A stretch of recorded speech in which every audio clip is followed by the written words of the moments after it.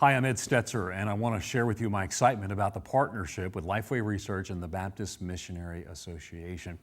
We appreciate so much what God has been doing in and through your churches, and also the opportunity to, provoke one another to love and good deeds, as Hebrews 10:24 tells us. When we did the Transformational Church Research, we contacted over 7,000 churches and did in-depth research on them to understand what was going on, how God was at work in these churches.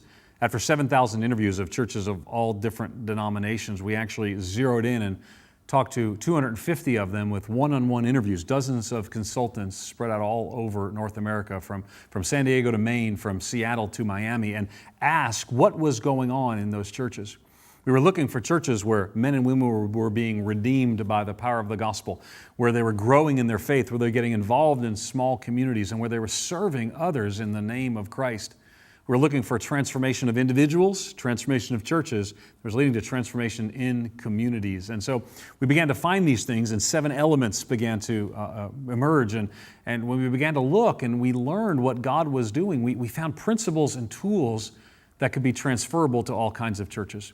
That's why we're so encouraged and excited that the Baptist Missionary Association has partnered with us in Lifeway Research to bring the TCAT, the Transformational Church Assessment Tool, and the consulting that goes along with it, so that we might assist churches together so they might grow in faith and godliness and mission. They might grow as churches that see genuine and ongoing transformation.